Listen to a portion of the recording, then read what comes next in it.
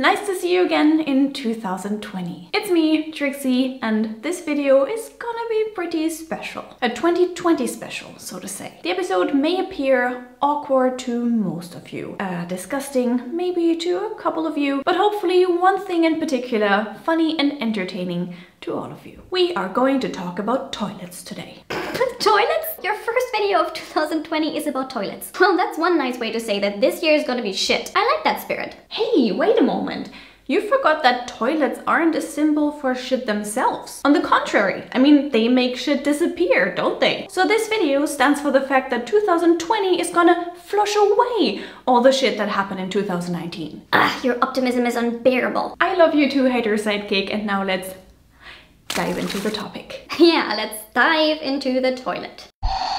So what do I mean by we are going to talk about toilets? Well, I want to share a bunch of odd and hilarious sounding German slang words with you that Germans use to refer to toilets. Yeah, most of the time we simply call a toilet die Toilette, but every now and then, when Jupiter and Saturn align, we say much funnier things. One term you may hear quite often as well is das WC.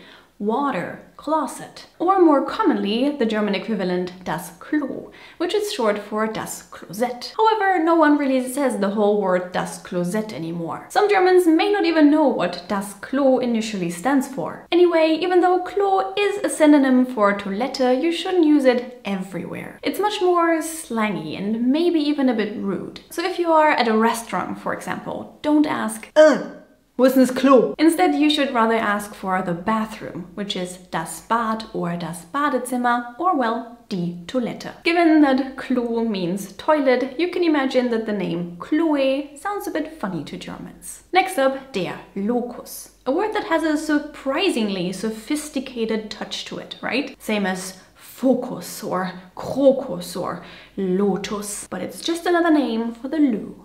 Shooby-doo. Locus derives from the Latin locus necessitatis, which is definitely something I'm gonna start saying from now on. Excuse me for a moment, my dear.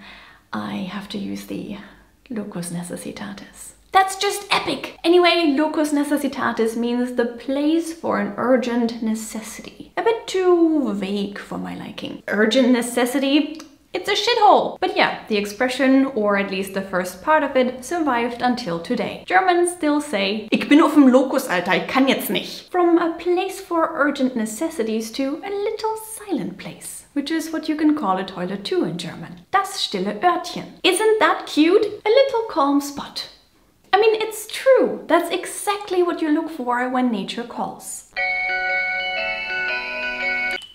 Hello? Nature, hi! You want some peace and calm and privacy. So in my opinion, nothing beats das stille Örtchen when it comes to toilets. Things like this are why I deeply love the German language. But of course, there aren't only adorable names for toilets. Surely you can find some pretty crude, explicit ones as well. For example, der Donnerbalken.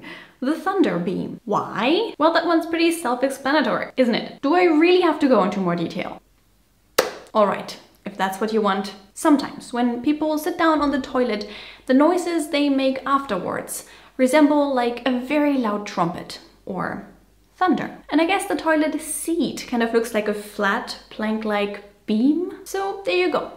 Thunderbeam. That sounds like a cool nickname though, right? Almost as cool as Taserface. Two more quite amusing ones. First of them, der Porzellanthron, the porcelain throne. It's quite rare, but I've heard some friends use it, especially if a toilet is part of a funny anecdote, like boah, das mexikanische Essen gestern. Danach hatte ich ein sehr langes Meeting mit dem Porzellanthron. The same applies to die Keramikfabrik or die Keramikabteilung, a ceramics company or ceramics department. You know, like a special section in a tool shop. Why did you pick up your phone?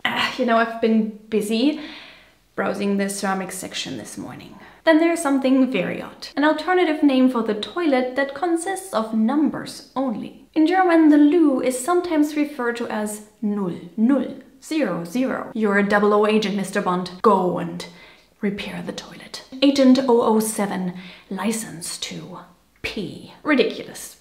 I know. I'd watched the crap out of that movie though. Crap? Get it? Meep! In Anyway, why does 00 stand for public toilets in Germany? The origin of this particular term goes back to when the first big hotels were built. The owners gave every room a number, and toilets were usually marked as 00. So instead of Toilette or Bad, you may find toilets labeled as 00 in hotels, leading to 00 being used as a synonym for toilets. Last but not least, a very cute sounding word that reminds me of my own childhood.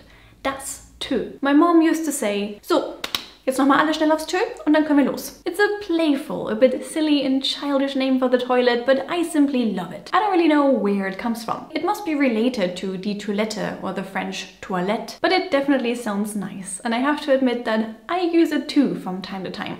Not only when I'm talking to my kids. Das Tö. What rhymes with das Tö?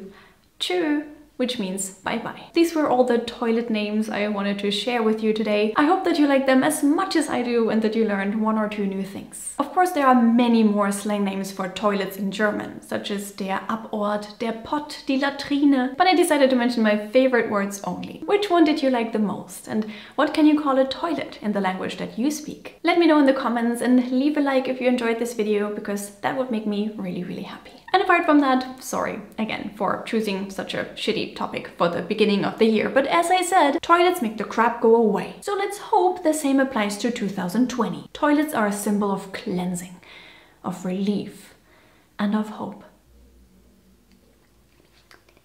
Now, same procedure as every year. Feel free to follow me on Twitter, Instagram or Facebook and subscribe to Don't Trust the Rabbit for more videos like this one. And if you want to support my channel even a bit more, you can also find me on Patreon. I would really appreciate your help. I wish you all a wonderful day and I hope to see you in my next video. Bye!